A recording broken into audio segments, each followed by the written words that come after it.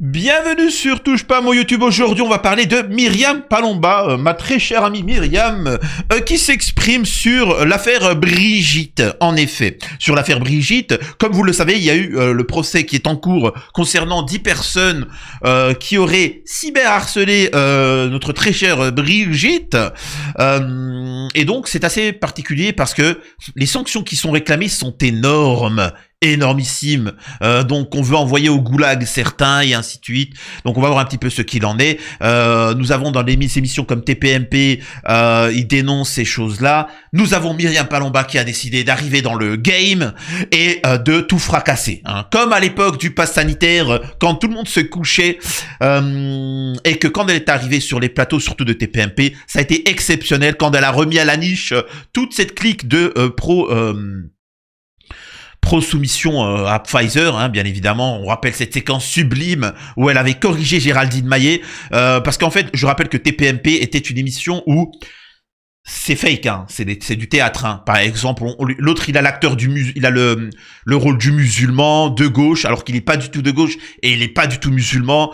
L'autre, c'est l'homme du peuple, là, Raymond Abou, l'homme du peuple, alors que le mec, c'est le plus ancien à la télé. Il est plus ancien qu'Hanouna à la télé. Géraldine Maillet, c'était la catho. C'était la catho intégriste, sauf on s'est rendu compte qu'elle ne croyait pas en Dieu et que même c'était une ennemie de la religion. Et c'est une greluche, quoi. Excusez-moi de vous dire ça. La meuf, elle a pas vraiment fait d'études, elle a rien fait de sa vie. Elle a joué dans Premier Baiser. Ensuite, elle est devenue mannequin. En fait, c'est ce que je veux dire ça, c'est qu'elle avait un Mac, un homme avec qui elle s'attachait, et puis c'est tout. Et ensuite, elle a essayé d'écrire des livres, ça n'a pas marché. Elle a essayé de faire des films, ça n'a pas marché. Et ensuite, elle s'est maquée, entre guillemets, quand je dis maquée, c'est professionnellement avec Hanouna. Mais sinon, personne n'en veut, quoi. Et donc Myriam Palomba va bien lui rappeler que moi j'ai fait des études, moi je gérais des millions de dollars dans un business. Tu te tais, hein, la greluche. Voilà, donc ne me parle pas, s'il te plaît, comme ça. Et donc Myriam va exploser TPMP, tout le monde, Brigitte, toute la clique. On regarde ça tout de suite, mais juste avant, je compte sur vous pour vous abonner un maximum. Justement, j'avais fait une vidéo avec Myriam pour parler de la censure dont j'avais subi. Nous étions une vingtaine en France à avoir subi cette censure politique. J'ai bien dit politique, et depuis peu, grâce à Trump, les comptes qui ont été supprimés pour des raisons politiques ont été rétablis. Et il y en a 20 en France et j'en fais partie, ce qui vous montre la pertinence de mes propos. Je vous invite à vous abonner, on atteint bientôt les 100 000 abonnés. Partagez autour de vous, rejoignez mes chaînes secondaires. N'hésitez pas à faire un don sur Tipeee pour soutenir la chaîne, tout est en message épinglé. Alors on va écouter directement Myriam Palomba et après on va contextualiser. Je suis très en colère parce que je viens d'entendre Pascal Praud qui vient de dire que Zoé Sagan mérite bien plus que 8 000 € d'amende et de la prison avec sursis pour s'être interrogée sur la transidentité de Brigitte Macron. Mais pour qui se prend-il, ce rebelle de pacotille, ce journaliste minable qui se fait passer pour l'antisystème alors que CNews et tous ces journalistes qui sont dessus, tous ces gens sont dans le système. Je suis très en colère. Alors ça, c'était vraiment pour l'introduction. Voilà. Pascal Praud, ce journaliste de pacotille, ce révolutionnaire des bacs à sable. Et c'est ça que j'apprécie quand Myriam Palomba s'exprime, c'est que c'est à la méditerranéenne, quoi. Il y a pas de filtre, tu vois. Il y a pas de filtre, c'est cash et ainsi de suite. Effectivement, l'un des personnages qui risque 1 an de prison. Je rappelle que Morandini n'a pas fait de prison ferme, que Zoé Sagan risque, Aurélien Poisson-Atlan risque de la prison ferme et une amende assez élevée. C'est politique tout ça, hein, je tiens à préciser. Et pourtant, c'est pas un ami, hein, ce Zoé Sagan. Je l'avais critiqué, moi, sur la pertinence de ses propos, j'ai bien dit sur la pertinence, ce à quoi il avait répondu sur son compte que j'étais un islamiste terroriste, ce qui est grave quand même, hein, avec l'audience qu'il avait, mais je le précise, au pire, 1 € symbolique, et je le soutiens. Il ne mérite aucune peine de prison. On a eu un clash, lui et moi, et c'est moi qui vous le dis, il ne mérite aucune peine de prison, au pire 1 € symbolique. Et voilà, ça c'est vraiment dans le pire des cas, hein, 1 € symbolique normalement. Enfin bref. Donc là, on va écouter parce qu'en fait elle réagit, elle va péter un câble, elle va tout balancer concernant l'affaire Brigitte dont TPMP va parler, et c'est pour ça qu'elle va balancer sur TPMP en fait. Écoutez ça. C'est ouvert. Et vous avez eu en exclusivité Tiffaine Ozière. Oui, Tiffaine Ozière nous a... Brigitte Macron, qui était hier, qui a été entendue hier. Exactement, qui a été entendu et qui a témoigné au tribunal pour défendre sa mère. Voilà. Exactement. Donc, on se souvient que pendant 2 jours, 10 personnes ont été jugées pour cyberharcèlement à l'encontre de Brigitte Macron. Le réquisitoire est tombé hier, donc des peines de prison de 3 à 12 mois avec sursis et des amendes allant jusqu'à 8 000 € ont été requises. Et Tiffaine Ozière nous a donné plein d'informations qui donnent vraiment un éclairage incroyable à toute cette affaire, Cyril. D'abord, dans la salle, il y avait des journalistes, mais la sphère complotiste s'était donné rendez-vous pour l'autre moitié dans la salle. 50% de journalistes, 50% de complotistes. Alors, il y avait notamment Zoé Sagan, ce complotiste notoire qui était au cœur du procès, et il y avait beaucoup de ses proches et de ses soutiens. Alors, le paradoxe, c'est que Zoé Sagan affirme que Brigitte Macron est un homme. Et lui-même, on n'avait pas relevé ça, mais lui-même publie avec un nom de femme, Zoé Sagan. Mais oui, c'est un paradoxe incroyable. Alors, il est sur les réseaux depuis 2018, donc c'est un publicitaire de 41 ans, Aurélien Poisson-Atlan. Son compte a été suspendu et il fait l'objet de plusieurs plaintes. Ce qui est étonnant aussi, c'est que dans la salle était présent Juan Branco. Donc Juan Branco, avocat sulfureux, qui a été mis en examen pour viol et qui vient d'être suspendu 9 mois pour avoir violé le secret de l'enquête qui le vise lui-même pour viol. Alors, il ne pouvait pas plaider, mais il était dans la salle, il est arrivé discrètement. Alors, pour ceux qui ne comprennent pas par rapport à Juan Branco, j'aimerais quand même prendre sa défense. Imaginez-vous, c'est vraiment un... Alors, il est avocat, mais il est surtout avant tout un homme. Imaginez-vous qu'on vous accuse d'une infamie, de quelque chose de totalement faux, mais de choses graves. Votre nom est sali. Imaginez que c'est faux, que vous prouvez que c'est faux. Vous êtes d'accord que vous avez envie dans les réseaux sociaux de dire « Regardez, tel juge, telle personne qui a dit ça, ça, ça ». Vous avez envie de donner tout leur nom. On est bien d'accord.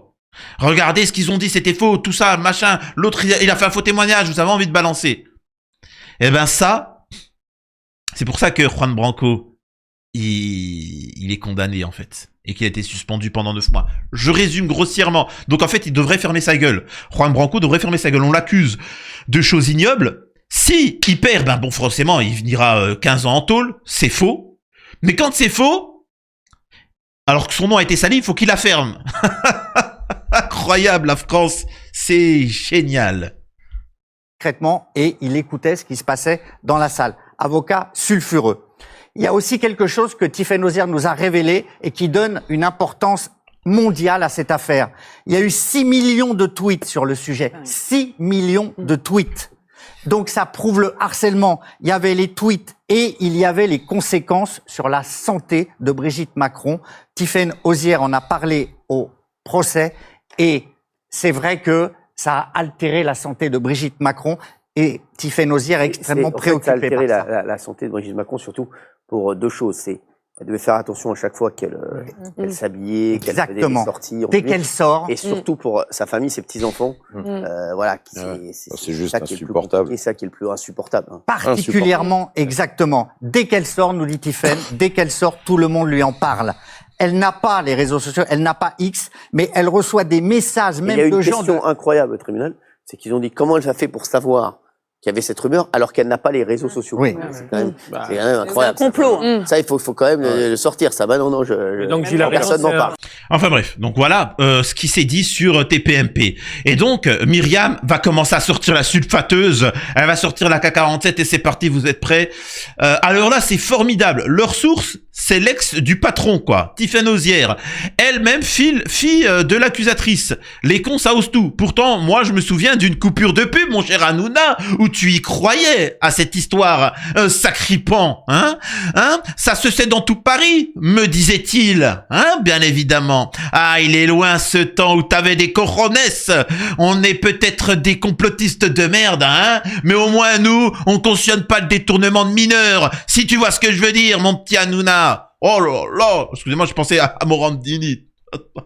Incroyable. Voilà Myriam.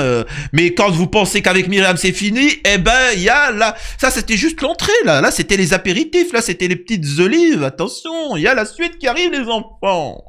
Éric Nolot, hein, ils font tous partie du système. Là, ce que vous voyez, c'est la gauche, la droite, l'extrême gauche, tout ça, c'est un système qui se nourrit entre eux.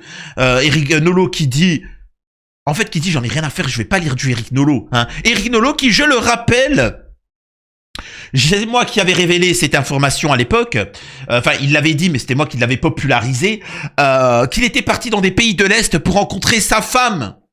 Il était professeur de français et il allait en Bulgarie et il a rencontré une élève mineure et qu'il a eu beaucoup de problèmes pour la ramener en France, pour se marier avec elle parce qu'elle était mineure. On applaudit. Je le répète, pourquoi ils se défendent tous ? Parce que ça fait effet domino. Si on a un qui tombe, c'est pour ça que P. Diddy, il est protégé. C'est pourquoi l'affaire Epstein, parce qu'il y aura un impact énorme. Il suffit que le pédo dans l'affaire du boulanger de votre coin tombe, bah il va dire oui mais il y avait le maire. Et le maire il va dire si vous me protégez pas, moi je vais balancer le député. Si le député il balance, le ministre il va balancer tout le gouvernement il va balancer les gouvernements des autres pays. Et c'est ça, je le répète, tout est lié. Donc Myriam Palomba dit voilà, ce sont les mêmes raclures de bidets, de fond de cuve qui nous insultaient pendant le pass sanitaire, qui la ramènent maintenant et insultent, soutient Zoé Sagan. Faudrait quand même pas perdre sa place de chroniqueur d'opposition contrôlée. Je le répète, Zoé Sagan m'a insulté. Il m'a insulté, on a eu, c'est même pas eu un clash. Moi j'ai dit, il ne nous apprend rien. Il ne nous apprend rien, tu vois. Dans ses propos, hein, qui tient. Ce moment-là, il a fait un tweet, il était suivi par énormément de monde, hein, faut bien comprendre. Hein. Il m'a traité de islamiste, de terroriste. Donc voilà, sous-entend que je serais fiché S. Alors je suis peut-être fiché, vu que je suis célibataire, je suis peut-être fiché sexe, hein, oui, pas de souci, ça, je plaide coupable, mesdemoiselles, et je suis disponible en privé. Donc plus sérieusement, voilà, je suis complètement idiot, il est complètement ridicule, c'est faux, tu vois, ben, bref. Mais, y a pas, ça faut arrêter. Encore une fois, je le répète, il a tout mon soutien. Il a tout mon soutien. À 100%. Il ne mérite rien. Et au cas où il devrait être condamné, 1 euro symbolique. Voilà. Donc voilà. Donc ils reprennent la parole et Myriam attaque. J'en ai plus rien à battre. Vous n'êtes qu'une sale bande de lâches. Vous, les journalistes, les animateurs qui se prennent pour des grands rebelles. Jouent les grandes gueules sur les plateaux de télé, sans contradiction. Effectivement, ça c'est bizarre qu'ils n'ont pas accueilli Zoé Sagan et d'autres personnes. Pourquoi pas écouter une seconde version, quoi. Devant des chroniqueurs fauchetons qui ne la ramèneront jamais de peur de perdre leur pige à 600 boules. Que ce soit sur le service public, CNews, W9 ou autres médias minables, vous n'êtes qu'une... Alors... Encore une fois, c'est là où tu comprends que Myriam Palomba, vous pensez bien, qu'en tenant ces propos-là, vous pensez bien qu'on va pas l'inviter. Hein, on est bien d'accord, vous pensez bien qu'on va pas l'inviter. Donc, un peu de respect, de soutien à Palomba, qui, contrairement à certains, qui essayent de se mettre en place, elle en a rien à battre, elle dit des vérités, peu importe les conséquences. Donc peu importe que ça soit sur CNews, W9, autres médias minables, vous n'êtes que des menteurs hypocrites qui ne font que monter les Français les uns contre les autres pour protéger la Macronie. Je vous ai tous entendu rire ou valider la thèse de la bip de Brigitte Macron, mais vous protégez votre petit cul de planqué, votre soif de célébrité et de fric. Vous jouez aujourd'hui lors de ce simulacre de procès pour cyberharcèlement. Les bouffons du roi ou de la reine qui ont détruit la France, détruit des humains vaccinés ou non, soignants suspendus, gilets jaunes, agriculteurs ou encore journalistes en quête de vérité et j'en passe. Vous n'êtes que des petites merdes qui protégeaient le système quitte à défendre une bonne femme ou non, qui a détourné son élève mineur de 14 ans alors qu'elle en avait 39 ans. Et ça, effectivement, moi je connais pas l'affaire Brigitte. Mais si c'est vrai que c'est inquiétant. Je n'ai pas peur de vous dénoncer car vous m'avez tout pris. Mon taf, ma dignité, m'empêchant aujourd'hui de travailler. Vous êtes minable, égoïste, hypocrite ou juste inculte débile. Vous mentez sciemment aux Français pour protéger ce système qui détruit notre démocratie, notre liberté d'expression et surtout met en danger nos enfants. Honte sur vous. Écoutons ça.